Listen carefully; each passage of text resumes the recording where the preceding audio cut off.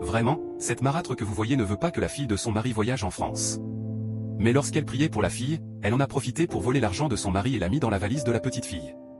Heureusement, la petite a vu tous les gestes de sa marâtre et a fait tous ses efforts pour remettre l'argent dans le sac de la marâtre sans qu'elle ne s'en rende compte. Pendant ce temps, le père de la fille ne savait rien de ce qui se passait. La marâtre a terminé sa prière, et la fille s'est approchée de son père. Il lui a demandé « Tu es prêt ?» Elle a répondu « Oui papa ».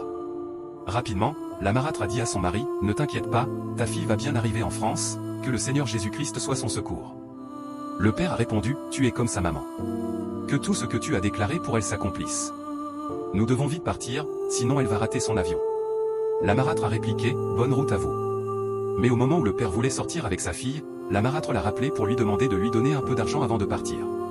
Son mari a dit « Mon amour, excuse-moi. » Il a voulu lui donner de l'argent, mais soudain, il a constaté qu'il n'y avait plus rien dans sa poche.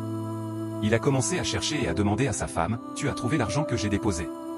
Elle a répondu « Non, je n'ai rien vu. » « Tu es sûr de l'avoir gardé dans ta poche ?» Le mari a dit « Oui, c'était bien dans ma poche. » « Es-tu certaine que tu n'as pas pris mon argent ?» Elle a juré « Non, mon amour. Ça doit être obligatoirement ta fille qui a pris ton argent. » Mais la petite a répondu « Papa, est-ce que tu m'as déjà vu voler ici une seule fois ?» Le père a demandé « Comment peux-tu être si sûr que c'est ma fille qui a pris mon argent ?»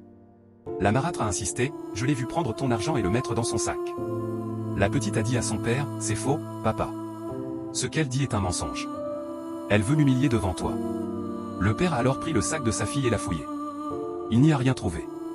La marâtre a aussitôt repris le sac en disant « C'est dedans, laisse-moi fouiller moi-même. » Mais elle aussi n'a rien trouvé. Elle a insisté « On doit fouiller tous ces sacs. » La fille a répondu « Papa, je n'ai rien pris, fouille même mon deuxième sac. » Le père l'a fouillé aussi, mais n'a rien trouvé.